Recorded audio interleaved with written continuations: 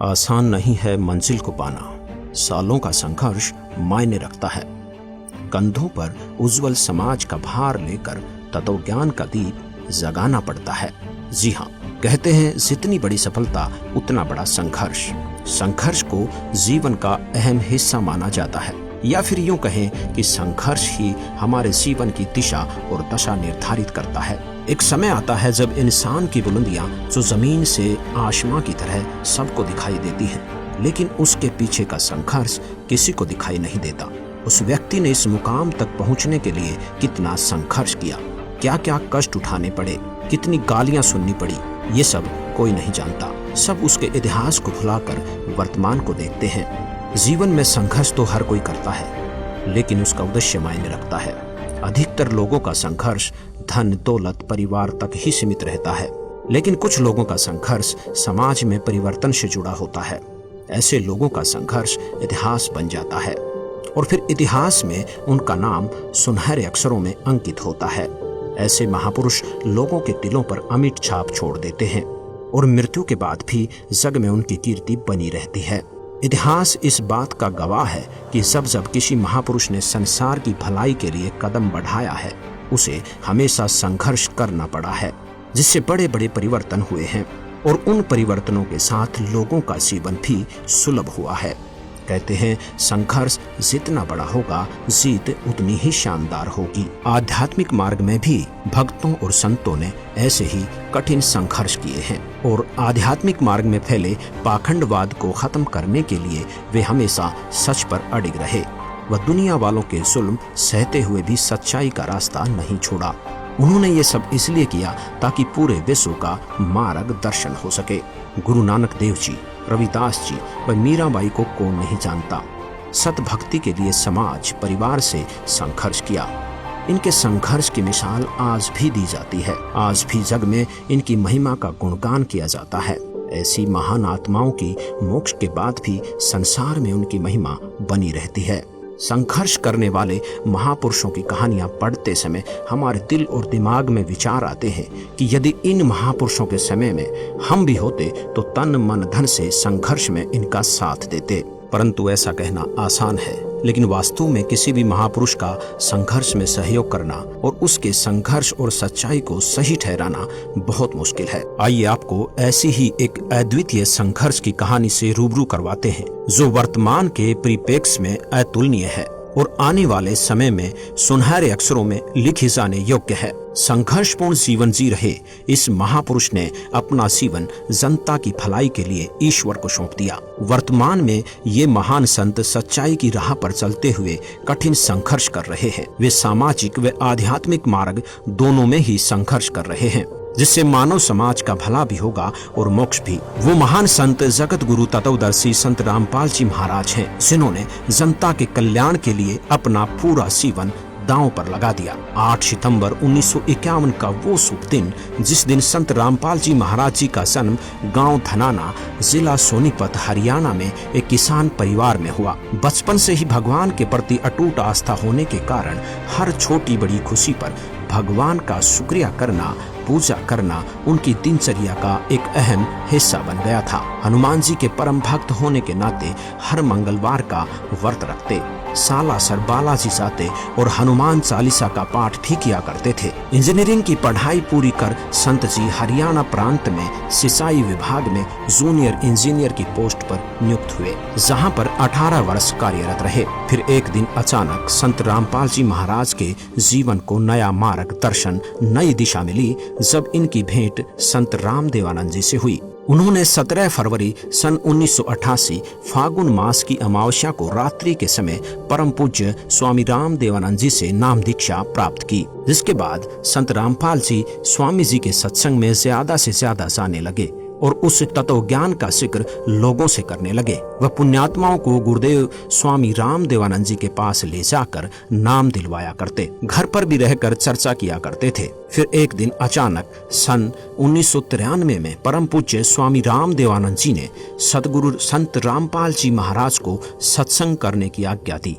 और फिर सन 1994 में नामदान की आज्ञा प्रदान की तथा आशीर्वाद दिया कि घबरा मत, मैं तेरे साथ रहूंगा और विश्व में आपके बराबर कोई संत नहीं होगा। अब जोब के साथ साथ प्रचार करना, घर घर जाकर पाठ प्रकाश करना ही संत रामपाल जी का नित्य कार्य हो गया। कुछ दिन बाद पाठ और सत्संगों की संख्या अधिक होने के कारण उन्होंने सन 1995 में जेई की पोस्ट से त्याग पत्र दे दिया, जो हरियाणा सरकार द्वारा 16 मई 2000 को पत्र क्रमांक 34923500 तिथि 16 मई 2000 के तहत स्वीकृत है। अपने घर परिवार को भगवान भरोसे छोड़कर संत रामपाल जी ने मानव कल्याण के उद्देश्य से मालिक की सेवा प्रारंभ कर दी। सन 1994 से 1998 तक संत रामपाल जी महाराज जी ने घर घर, गांव-गांव, नगर नगर में जाकर सत्संग किया। संत जी ने परमात्मा की वाणी को घर घर में पहुंचाने की शुरुआत की। इच्छुक भक्त आत्माओं के घर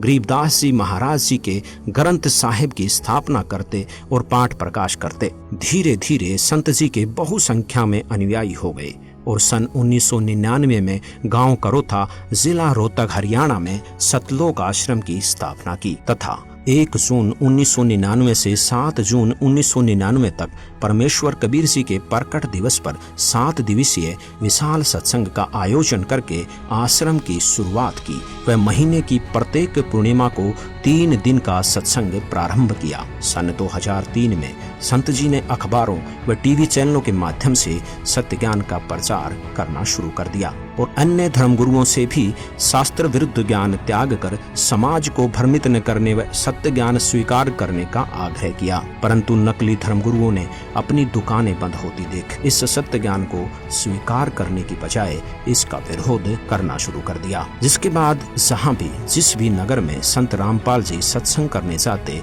वहीं अन्य अज्ञानी धर्मगुरुओं के बहकावे में आकर लोग विरोध करने लगे और कुछ पुण्यात्माएं सत्य ज्ञान को स्वीकार भी करने लगे। संत रामपाल जी महाराज दिन रात सत्संग करते और पुस्तकें लिख लिख कर उनका प्रचार करते। उन्होंने सभी धर्मों के साथ साथ आर्य समाजियों के संस्थापक महर्षि दयानंद जी द्वारा लिखित पुस्तक सत्यार्थ प्रकाश के वेद विरुद्ध ज्ञान व असामाजिक तथ्यों की सच्चाई से भी सबको रूबरू करवाते हुए उसका खंडन किया, जिस कारण अपने अज्ञान का पर्दाफाश होने के भय से उन अज्ञानी संतों, महंतों व आचार्यों ने सतलोक आश्रम करोथा के आसपास के गांवों में संत रामपाल जी महाराज को बदनाम करने के लिए दुष्प्रचार करना प्रारंभ कर दिया तथा 12 जुलाई 2006 को आर्य समाज के तथाकथित धर्मगुरुओं ने सैकड़ों हजारों की संख्या में भीड़ को एकत्रित करके संत रामपाल जी को शान से मारने तथा आश्रम को नष्ट करने के उद्देश्य से सतलोक आश्रम करोथा पर हमला किया। पत्थर, पेट्रोल, बम और बंदूकों के माध्यम से उपद्रवियों ने आश्रम में उपस्थित श्रद्धालुओं को निशाना बनाने की कोशिश की। उपद्रवियों का उद्देश्य था कि संत रामपाल जी महाराज सतलोक आश्रम करोथा छोड़कर चले जाएं, अन्यथा आश्रम को ध्वस्त कर देंगे। आर्य समाजी धर्मगुरु यह चाहते थे कि ऐसा सत्संग यहाँ पर नहीं होने देंगे, क्योंकि उनकी दुकानें बंद हो रही थी। सच्चाई समाज के सामने आ रही थी। पुलिस ने उपद्रवियों को रोकने की कोशिश की, जिस कारण कुछ उपद्रवी चोटिल हो गए। इस मुठभेड़ में उन्हीं की गोली से एक व्यक्ति की मौत हो गई, जिसका झूठा केस संत रामपाल जी महाराज पर बना दिया गया और सतलोक आश्रम करोथा को सरकार ने अपने अधीन कर लिया तथा संत रामपाल जी महाराज व कुछ अनुयायियों पर झूठा केस बनाकर उन्हें जेल में डाल दिया। मानव कल्याण और विश्व में शांति के अद्भुत भक्ति मार्ग को रोकने के लिए सच्चाई को दबा दिया गया, परंतु वो शायद ये भूल गए कि सच्चाई को कुछ दिन दबाया जा सकता है पर मिटाया नहीं जा सकता। सच तो सामने आकर ही रहता है। संत जी के जेल जाने के बाद भी ज्ञान नहीं रुका, बल्कि पहले से ज्यादा तेजी से फैलने लगा। जेल में भी बहुत से श्रद्धालुओं ने संत रामपाल जी से नाम दीक्षा ली, जिनमें कुछ पुलिस वाले भी शामिल हैं। झूठे मुकदमे और झूठे आरोप में 21 महीने जेल में रहने के बाद संत रामपाल जी महाराज ने सन 2008 में हिसार जिले के सतलोक आश्रम बरवाला में पुनः सत्संग प्रारंभ किया। अब संत रामपाल जी महाराज का संघर्ष केवल नकली धर्मगुरुओं तक ही सीमित नहीं रहा, बल्कि समाज में फैली कुरीतियां और भ्रष्टाचार के खिलाफ भी संत रामपाल जी ने मोर्चा खोल दिया। इसी दौरान संत रामपाल जी महाराज के तत्व ज्ञान का डंका देश और विदेश में जोर शोर से बजने लगा और सन 2012 आते आते संत रामपाल जी महाराज के अनुयायियों का काफिला लाखों में पहुंच गया, जिसके साथ ही संत रामपाल जी महाराज ने एक ऐतिहासिक ऐलान कर विश्व के सभी धर्म गुरुओं को आध्यात्मिक ज्ञान चर्चा के लिए आमंत्रित किया। संत रामपाल जी महाराज के अलौकिक अद्भुत ज्ञान के आगे किसी भी धर्म गुरु की ज्ञान चर्चा करने की हिम्मत नहीं हुई और कोई भी धर्म गुरु ज्ञान चर्चा के लिए सामने नहीं आया। जिसके बाद भगत समाज की शंकाओं को ध्यान में रखते हुए राष्ट्रीय टीवी चैनल साधना के माध्यम से प्रसिद्ध धर्म गुरुओं के आध्यात्मिक विचारों और संत रामपाल जी महाराज के आध्यात्मिक विचारों की तुलना विवेचन करने के लिए आध्यात्मिक ज्ञान चर्चा नामक प्रोग्राम चलाया गया, जिसका अभूतपूर्व नतीजा आया और मानव समाज में संत रामपाल जी महाराज के तत्व ज्ञान का डंका घर घर बजने लगा। अब पूरे भारतवर्ष में ही नहीं बल्कि पूरे विश्व में माना जाने लगा कि संत रामपाल जी महाराज के आध्यात्मिक ज्ञान की कोई सानी नहीं है। घर घर जाकर ज्ञान गंगा पुस्तक पहुंचाई जाने लगी, जिसे पढ़कर लाखों की संख्या में लोग संत रामपाल जी से जुड़ने लगे और अद्वितीय लाभ प्राप्त करने लगे।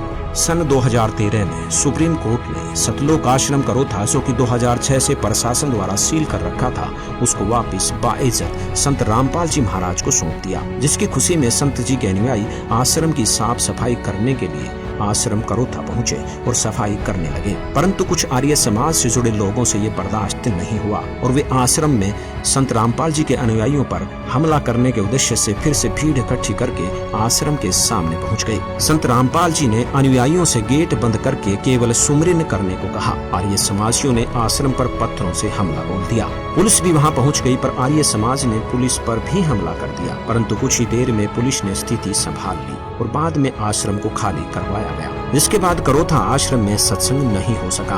बरवाला आश्रम में सत्संग प्रचार प्रसार चलता रहा और देखते ही देखते संगत बहुत अधिक बढ़ने लगी। कबीर साहिब जी के प्रकट दिवस पर आश्रम में पैर रखने की भी जगह नहीं थी और संतों की लीला को कोई नहीं समझ सकता।